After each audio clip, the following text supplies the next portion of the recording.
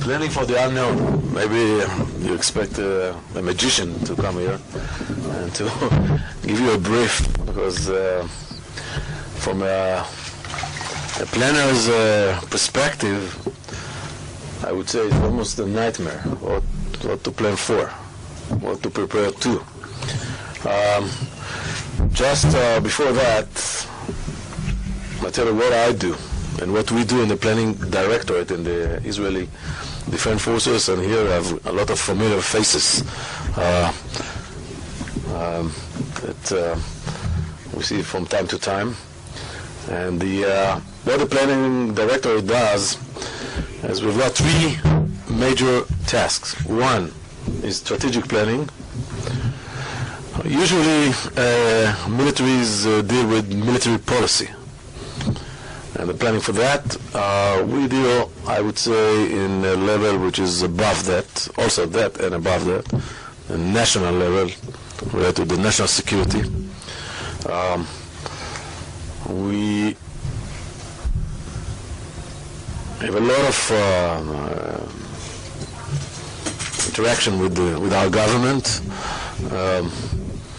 related to national security policy strategy, and it has been like that for a long time. So this is one task. The second task is the Planning Directorate is responsible for the force buildup of the State of Israel, the IDF, the Israel Defense Forces, which is, we are responsible for providing year plans, multi-year plans, procurement, organization, resource allocation, etc., etc. Now you have a better understanding of the relationship between strategy and force buildup, and vice versa.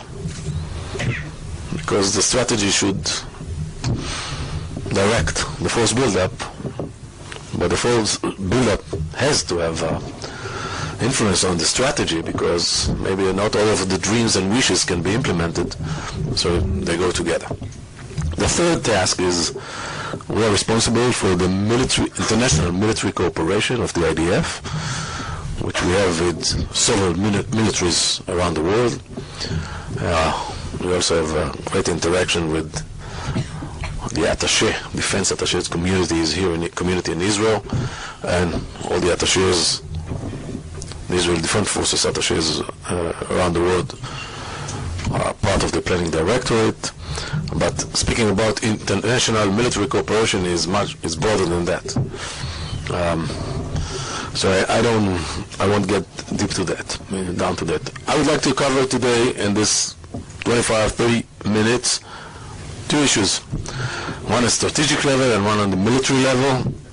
When we talk about planning for the unknown, some of it known and some of it unknowns. As I said before, we are living right now, and you're all aware of that, and really during a dramatic change which will be written in history. I think the Middle East, we can talk about decades, more than decades, centuries, that haven't been experienced such a process that we are facing right now. And looking through a lens, national security, it creates a lot of new challenges, a lot of unknowns that we have to take into consideration, but not just into consideration, because we've got two options. One is to sit on the fence and to see what will happen and try to prepare ourselves in order to address those new challenges. But on the other hand, I think it's quite understandable that we all would like to be proactive in order to have some kind of influence, even though, and maybe this is my first statement, our tools, I'm speaking about the State of Israel security-wise, are quite limited. Addressing those streams, people call them tsunamis or whatever, of those changes in the Middle East. And it's not just Israel got limited tools. I think many countries, even powerful, even superpowers,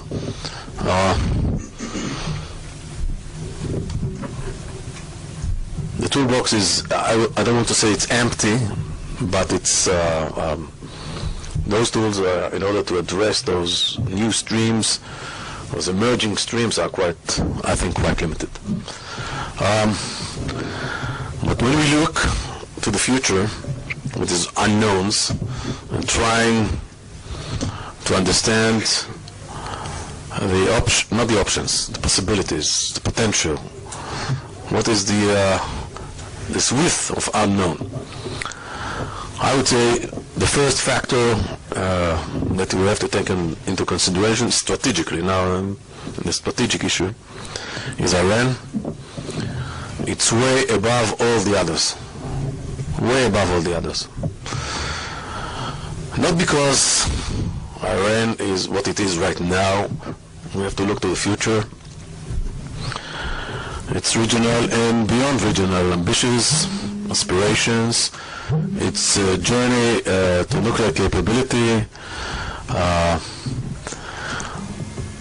and other things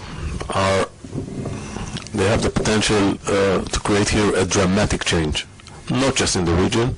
I think is way beyond the boundaries of the region. And you look at it as a whole, as a whole package. Which is the nuclear journey and the nuclear aspirations are really the leading edge of that. And I think it's quite easy to understand that nuclear Iran is going to create a dramatic change in the region. First, having the capability. Second, capability and, of course, the outcomes of using it. Second is creating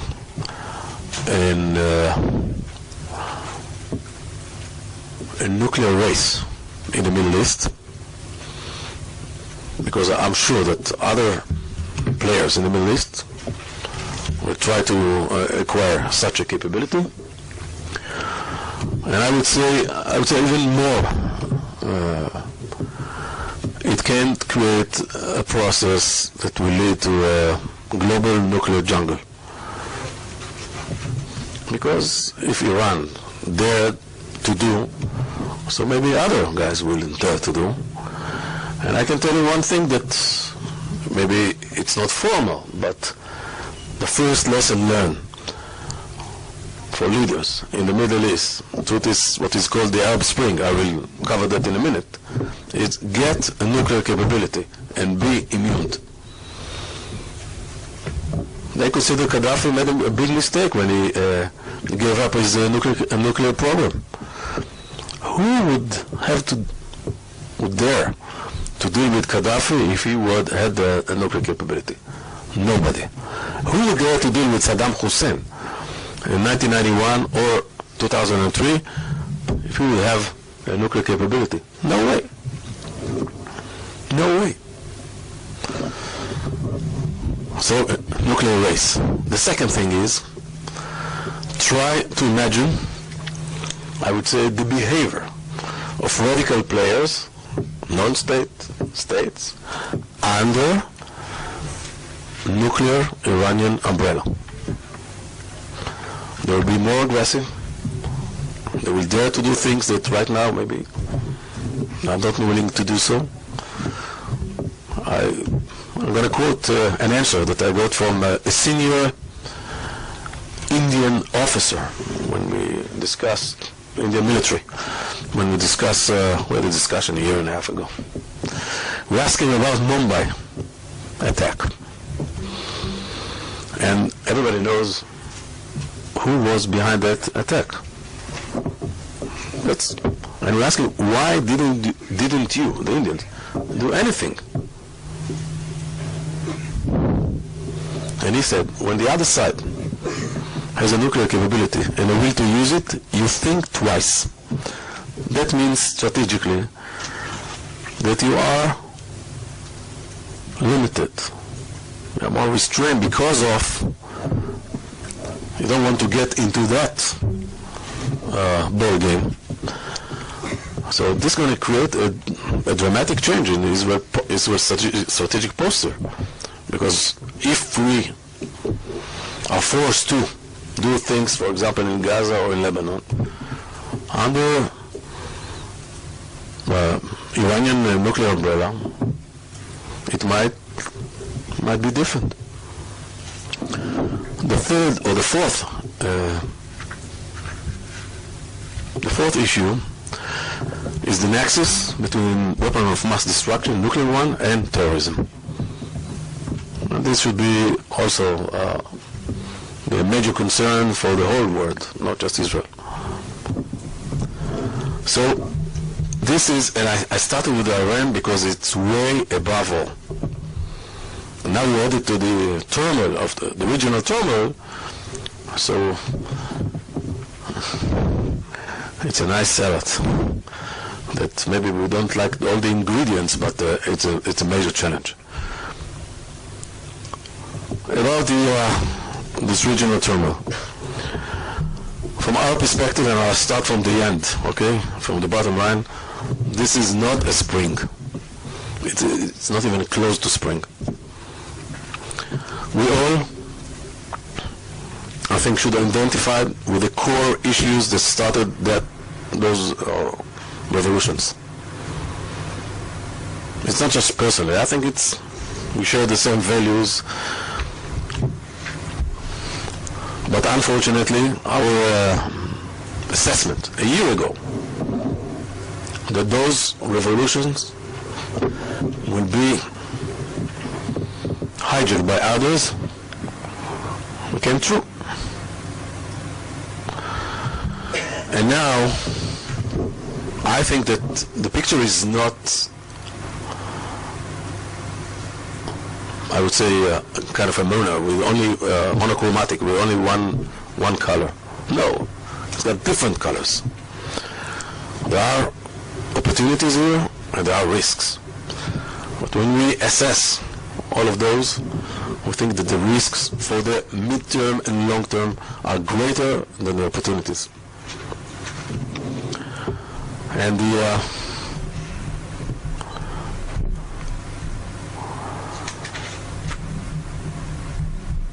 going to see, and I think that it's quite obvious, when those revolutions started, from one point were hijacked by others, well organized, have a solid agenda, ideology, etc., etc. And this is going to be the dominant tone. And the dominant tone is Islamist, colored by the brothers, Muslim brothers' colors. And we have to admit here that this movement has been a long time with us, for many years, 80 years. And I would say that some of their beliefs, values are not similar to the ones that are shared by other nations. They are pragmatic, and maybe it creates opportunities here, but we have to look at the core issues there. I don't think from our point of view they are positive. So I don't want to say it's completely negative, which is not. They have to deal with problems that are enormous. We've got here friends from Egypt, and I can tell you that they have to deal with unbelievable issues there. I don't see right now solutions. When I speak about negative issues, I say, okay, who is in control? Or who will be in control? We can see the vectors. One thing. The second thing is, what is their ability to address the challenges, the internal ones? I'm not optimistic. I'm not optimistic. The issue of economy here is, people use the term, somebody used the term that Egypt needs a Marshall Plan. who can provide that?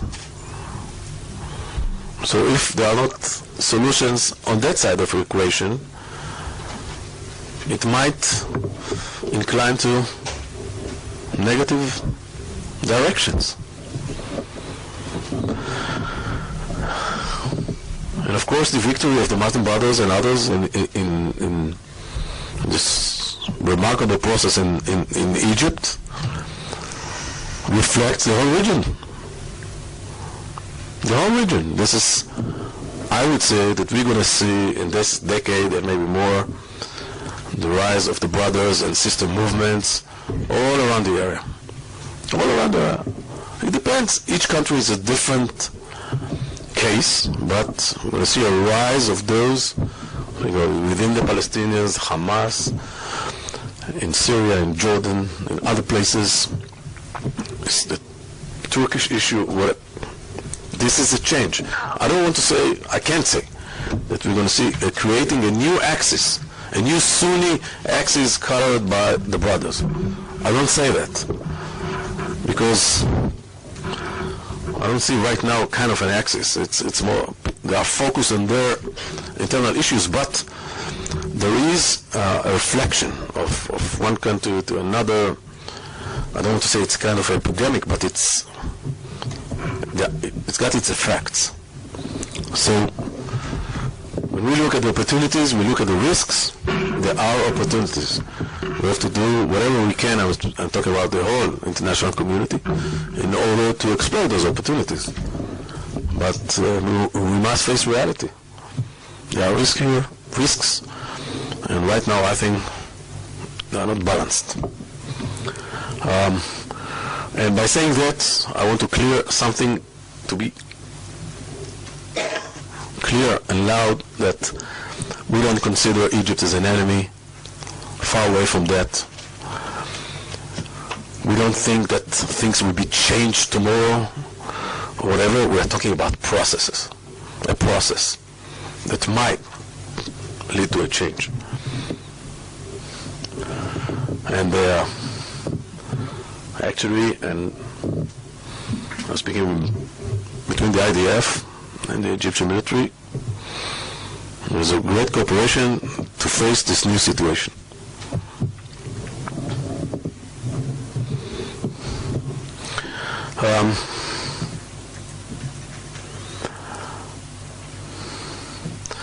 Of course, there are other issues here that we have to look at the future. This is changing Iraq with Iranian influence, getting inside. What's going to come out of that, I don't know. And above all, related to the change right now, it's Syria. Also, opportunities and risks. Opportunities, I would say first about Assad regime.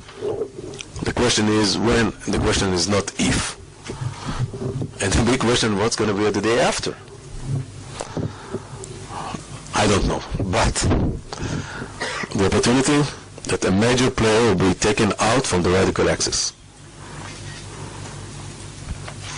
And a pivotal point in the radical axis.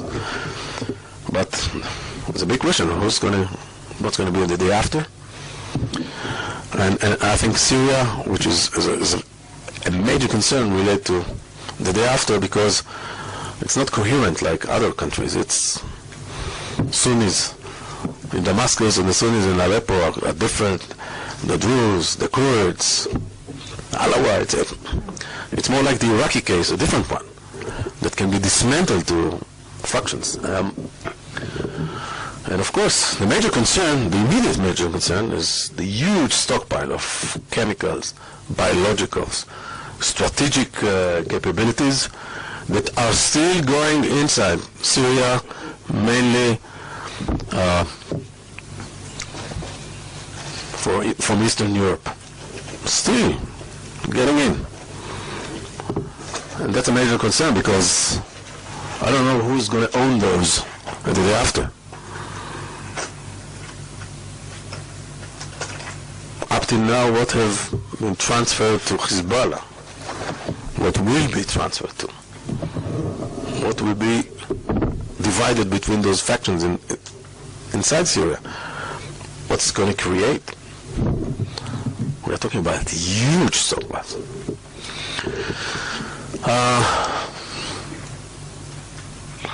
And of course, I can cover more.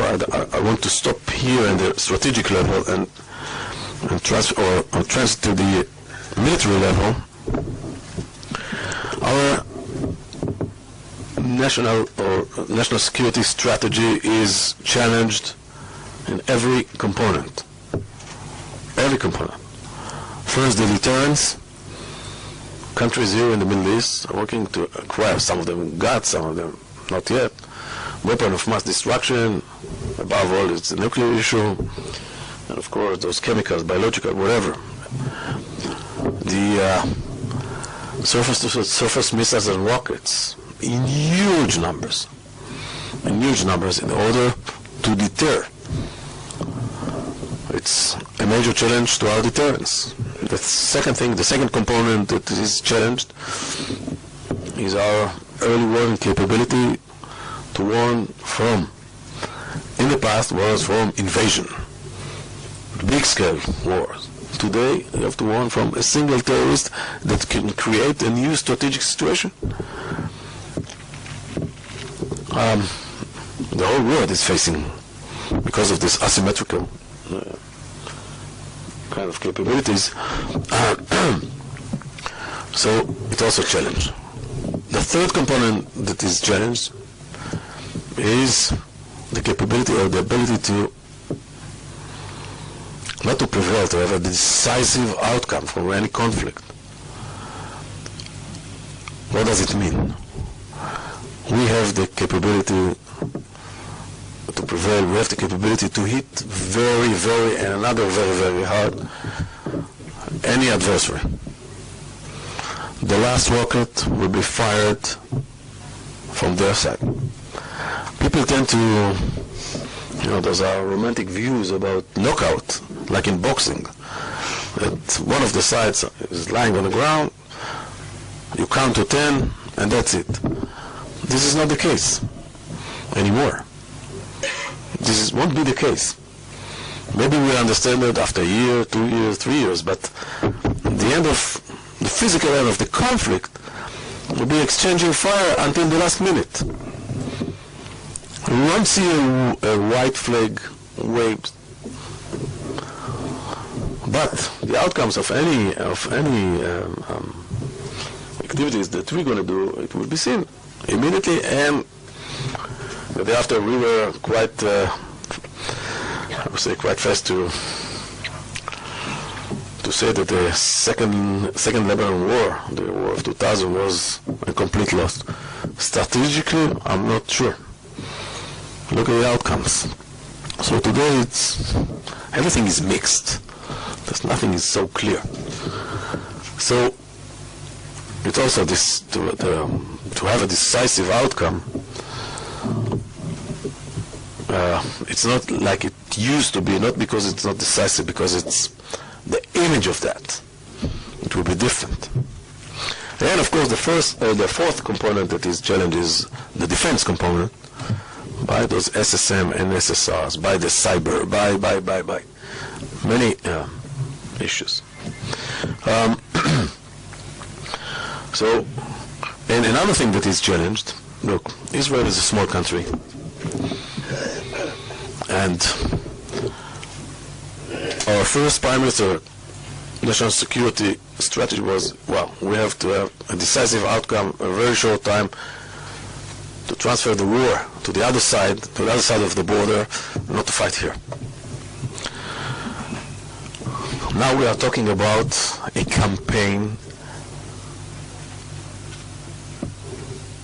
that is implemented between those big wars, and it is implemented on a daily basis by others. Iran fights not just Israel, others on a daily basis in many dimensions. One is terror, one is political, economic, whatever. Ask yourself, they have their long arm named Quds forces. What are they doing in South America? What are they doing in Nigeria? What are they everywhere? People tend to think, well, maybe, Iran is focused on the region. They live in the region, they have aspirations of regional hegemony, but they're working everywhere. Ask some of our other players in the region how they feel about this Iranian strangle on daily basis that come from underground, come from here, come from there, in every aspect. So it's terror, it's an economic issue, legal issues, political issues, etc., etc., etc. It's an ongoing campaign, which we change our first way of seeing that and preparing ourselves to deal with that campaign, because we were built to protect the borders, and that's it. Right now there's an ongoing campaign that must be addressed. Must be. This being proactive in order to first trying to shape the situation, trying to get an influence, trying to decrease capabilities. We are talking about smuggling of arms. Also, it's like the Arab Spring.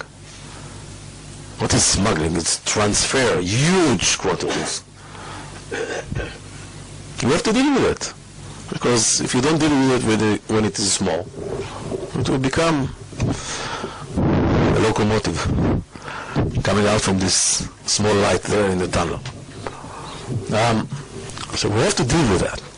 So it's an ongoing campaign that really we have to change our organization, how to deal with that. And it's not just for the military. Everybody knows it quite well. It's not just the military. There's got a lot of fronts here. Political, legal, economic, everywhere. How you integrate the country. We don't forget that we are a military that belongs to the country and not in the vice versa. People tend to say that the IDF owns the state of Israel. We don't confuse ourselves. We know who we work for.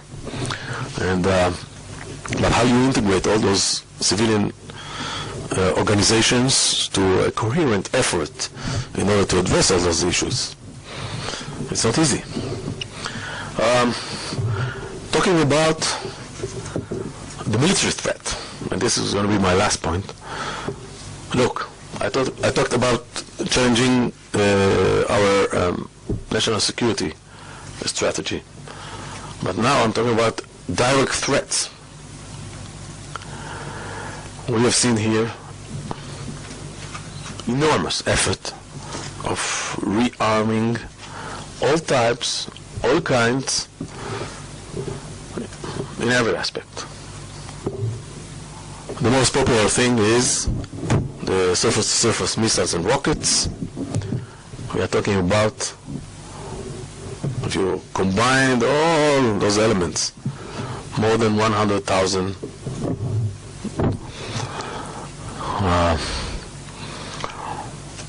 missiles and rockets. They become more long ranges, for the long ranges, more lethal, more accurate, more. You have to deal with that. We see massive rearming of air defenses.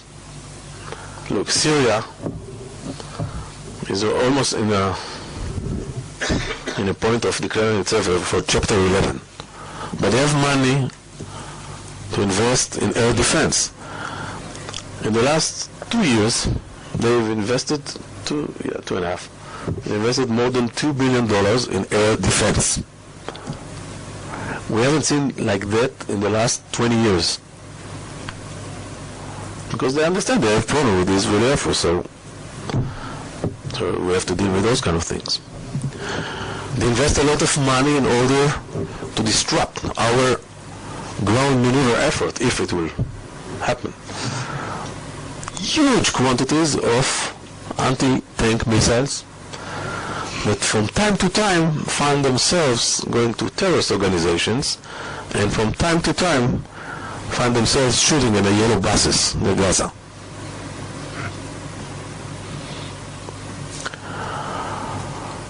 And of course there are other issues that they are dealing with. It's a massive rearming.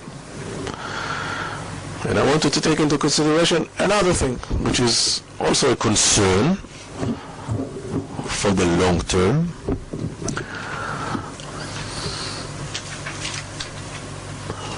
And I try to phrase it carefully. The change in Iran, and it's a different situation, but the change in Iran happened almost in one night, in 1979.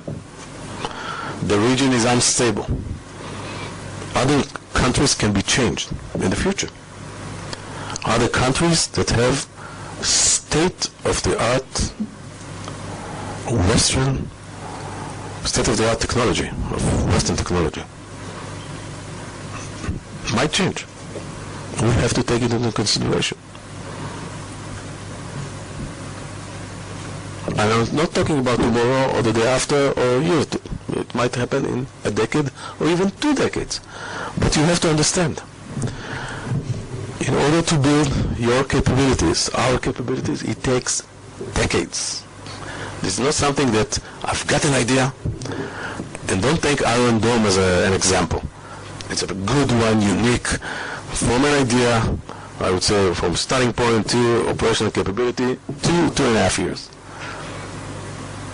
But if you core issues, big ones, it takes decades, and mainly the ones that we don't produce in Israel. So, preparing for those unknowns in the future, when you don't know, you enhance your core capabilities, your most robust, versatile, flexible capabilities in order to address those challenges that maybe you don't know that those are going to be the challenges. But based on something that is robust, and more than that, people that can adjust themselves to the new situations, to pick the right concepts, and to fight with them, this is the most crucial thing, because we cannot, address specific issues and say, okay, I've got a solution for that, solution for that, solution for that. And one day we will woke up and say, whoops, we can't gamble in our national security. That's why we need it strong, we need it robust, and we need it in a way that will address a variety of issues. And being flexible along the way to change things as we see them emerging or even the potential for emerging. So, as you said, Ambassador, it's an interesting job. It's a lot of responsibility. It's a great privilege. We don't have, a recipe for, but we're trying to lay this infrastructure and to enhance it to a degree that it will be capable to make the tests that will be laid on the table in the near and in the long future. I hope, no, we don't have any choice, but I hope that we'll be successful. I'm sure that we'll be. Thank you. Now your questions. You are very polite. It was too long, yes. You're going to lead. Okay. I don't want to get involved with anybody. Okay, 2 questions. Could you just state your name, please? Yeah, Terry, Network Global News. 2 questions.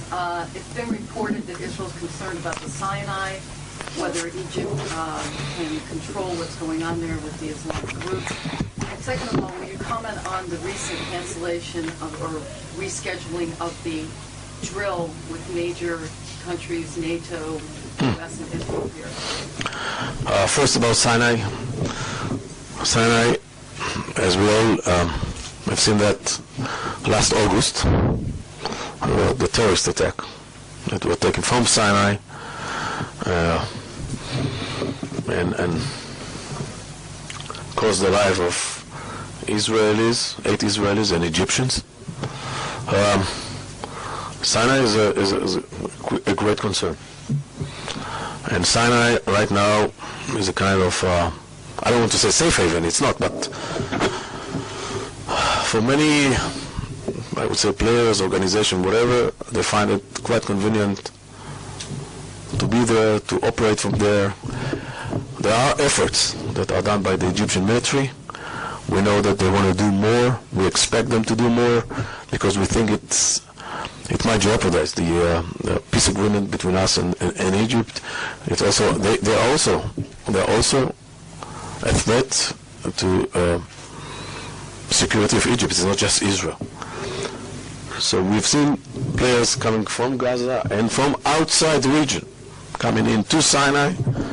Just remind you, a few years ago, before the revolution, the Egyptians found Hezbollah's terrorists in Sinai. So Sinai is concerned. I think both countries understand that this problem should be addressed. We have a lot of warnings about potential activities there. And we hope to see the Egyptians dealing with that more successfully. Related to the second question about this exercise, we might see this, it's an important exercise that relates to dealing with the unique capabilities of ballistic missile defense. It's Israeli-American exercise.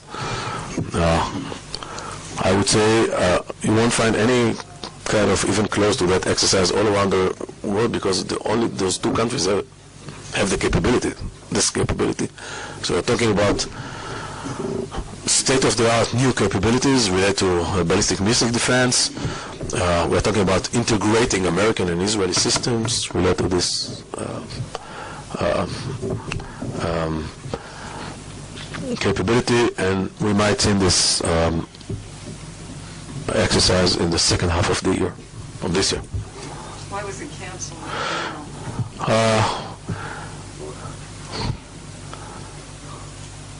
There's few reasons that are not,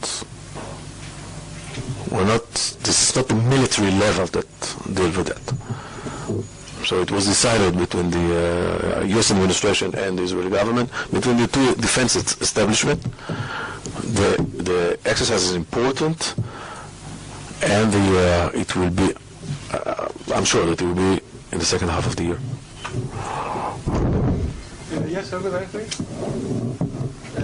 The gentleman in the corner, yes. Two questions unrelated. Who are you, please? Oh, I'm sorry. I'm Charles Levinson from the Wall Street Journal. You sort of laid out, your painted this picture for your strategic priorities, and there was sort of one omission or interesting omission. I was wondering, what should we take from the fact that you didn't really mention the Israeli-Palestinian conflict at all? How you view sort of the strategic terms going head for what's that mean? And then secondly, unrelated, if you can comment on sort of how your relationship, your cooperation with the Egyptian military has changed over the past year.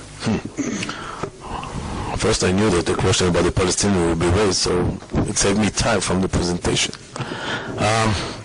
About the Palestinian issue. First, I would say that of course it's a political issue, but I'll talk about a national security perspective.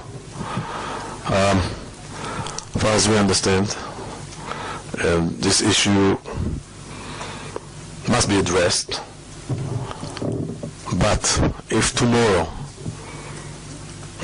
the two sides will get to an agreement, it won't resolve the other regional issues. It won't resolve the Iranian issue, it won't resolve other issues. We should be clear on that. We should be clear on that. Of course, I'm not undermining that issue. But people tend to think, all of us, it's so natural to, where is the silver bullet here? Okay, the Palestinian issue. Solve that, and then you're going to create heaven in the Middle East. We've been here for the last 5,000 years. Is it still a strategic issue for Israel? It's, of course, it's a strategic issue. I tell you why. I don't want to be sound as undermining the issue. Because look,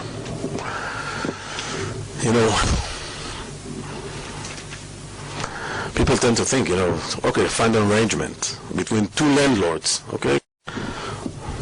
Find an agreement. But here, those two landlords are so deeply integrated that you have to find a solution security-wise, okay? In an apartment building, between the floors, between the apartments, sometimes between the rooms. And we understand one thing that's quite clear. If those arrangements, agreement, okay, won't be based on solid security arrangement, it won't last. It won't last. We have too many historical examples here, even lately, that we call it must be. People tend to think, well, peace provides security. And it's true. But here in the Middle East, we think that it must be combined. Security also provided peace. And this should be what we call protected peace, by solid security arrangements. Because this is the proximity to our heartland of the country. The exposure of our population to threats. We are not talking about big ones. We are talking about those widely spread threats. We must create solid security arrangement. Must. The IDF in the West Bank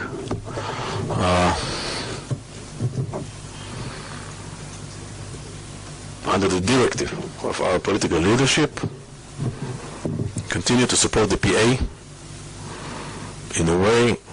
We have cooperation, we have many things that I don't want to cover, but I would like to say that we took a lot of risks. I'm speaking about the IDF, a lot of risks. And we were criticized because of that. But we took a lot of risk in order to give them the opportunity to build their capabilities, to have better life. We've seen their economy prosperous. We're talking about 2 years ago we had 42 checkpoints. Wait a minute. 42 checkpoints. Tactically, you laid out this nice strategic vision of Iran. If Iran gets nuclear weapons and you have a nuclear umbrella, you laid out a very compelling three cases for why this is an issue. And I want to hear you speak strategically about the conflict. I mean, you're going to lie, but speak strategically about what happens if there is, if there isn't, what instead of at the tactical level checkpoints. And look, this is things that look tactical, they are strategic. But I can tell you one thing, and I hope it will explain all. I talk about solid security arrangement. This is a must-have in any kind of arrangement. One thing is which is strategic, that if we make a mistake here, for us, in this neighborhood, in this proximity, and those capabilities that are wandering around here, there isn't a second term here. There is not. That's why we are so determined about that, because we tried. We tried in 1993. We had the experience of the year of 2000. I'm speaking about the current history, the near past history.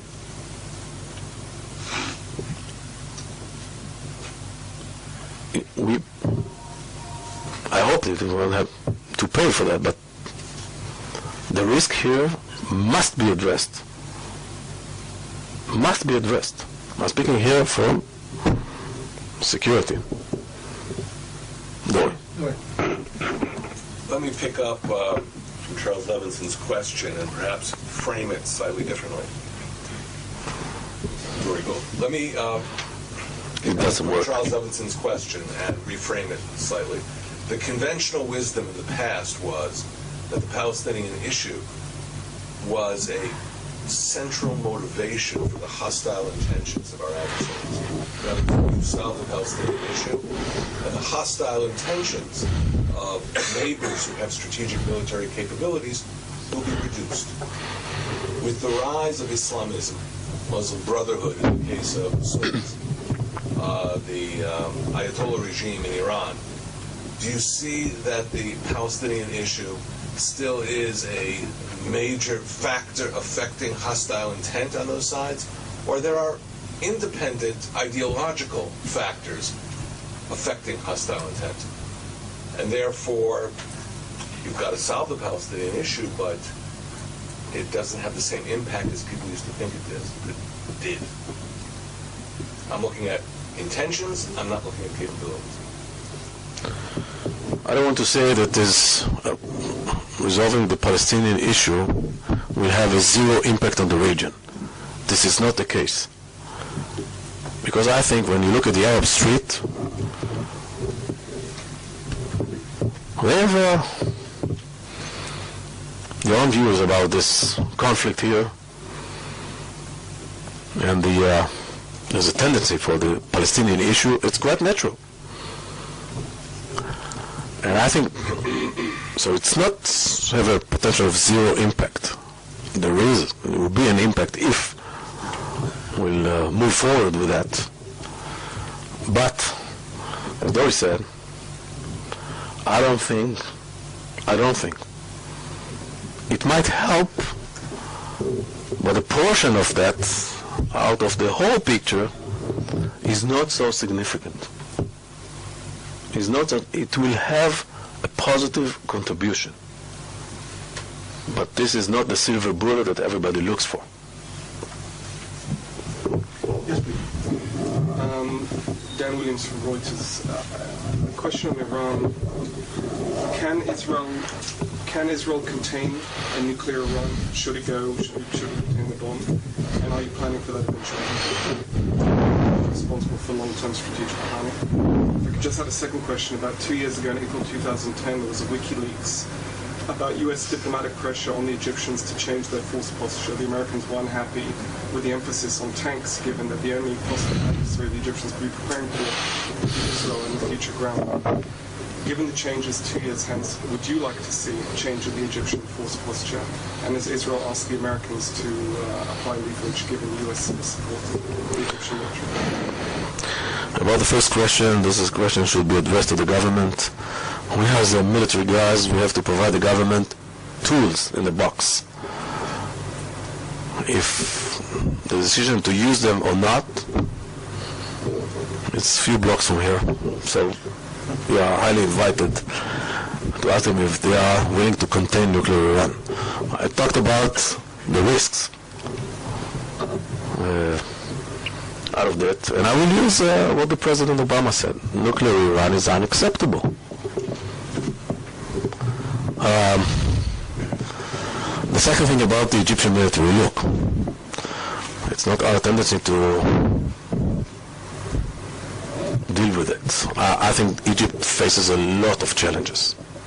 And they also are facing the challenge of this asymmetric kind of threats, internal and external. Look at the borders, Libya, Sudan, even all those terrorist organizations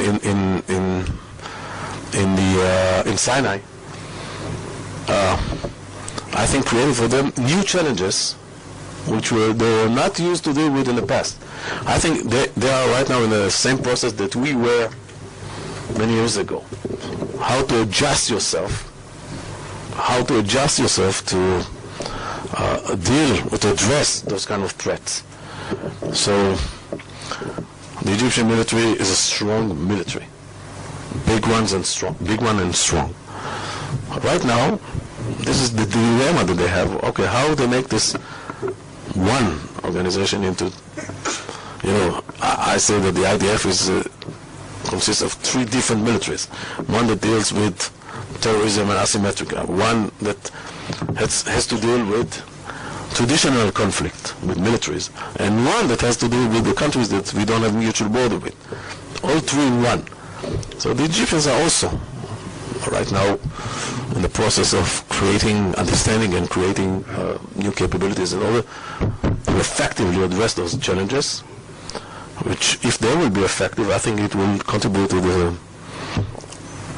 stability of Sinai and the border.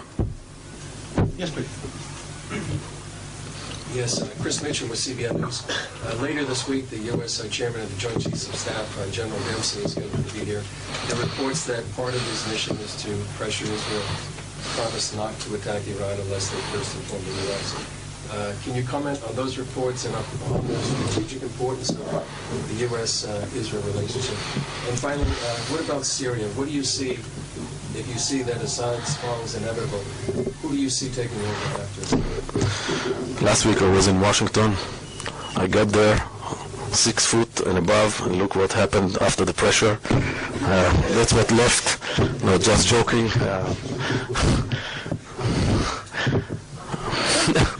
I tell you that we have a very intimate and deep professional discussion with the U.S. militaries and the defense establishment. I don't think that it must be in the wide open. If you want to ask Dempsey if he comes to pressurize us, so ask him. I don't think that this is the way that we communicate. So he's a new chairman of the Joint Chiefs, and with in the past great relationship between our chiefs and the chairmen of the Joint Chiefs. So it's a continuity in the relationship. Everything right now is interpreted through the Iranian lens, but this is how militaries communicate. And of course, they're dealing with all variety of issues. It won't be different from what we had with Admiral Mullen and the rest. And you ask about Assad, I don't know. Because I think that right now, I would say that related to Syria, one thing that we know, first, I told you, the question is when, not if. What's going to be the day after, nobody knows, because it depends. If Assad will adopt this Yemenite model to leave, it might prevent a civil war, a total civil war. Might prevent. And from here, it's almost impossible to assess who's going to take over or how, and what process. It might lead to a process that, in a way, lead to a different regime, but it's almost impossible to draw it. But if he won't leave for his own will, we might get into civil war. I think right now the major challenge of the Syrian that we will face in a few months is bankruptcy.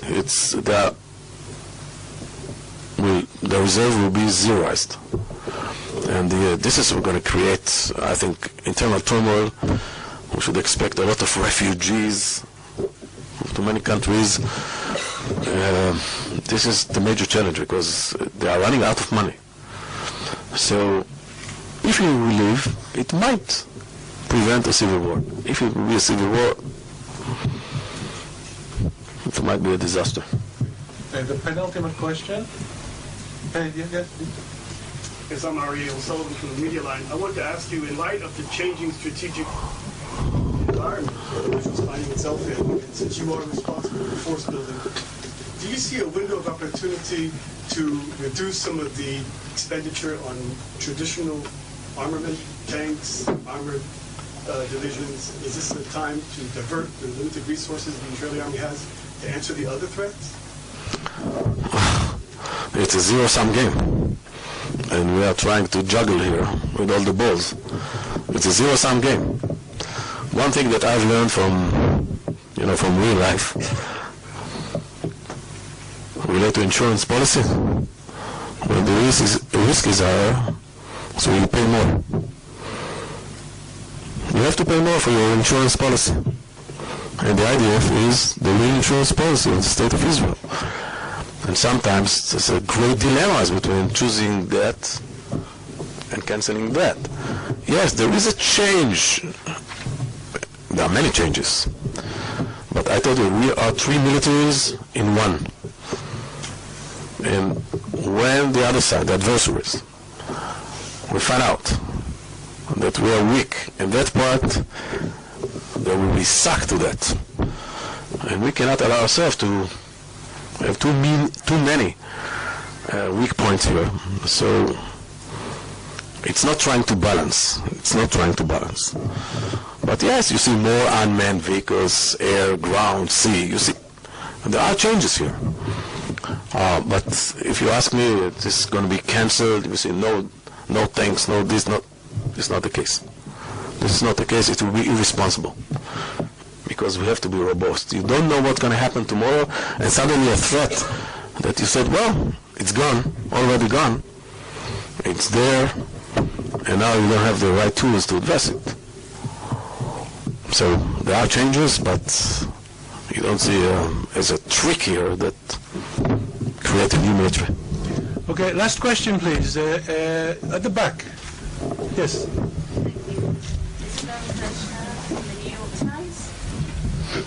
Isabel Kirshner from the New York Times.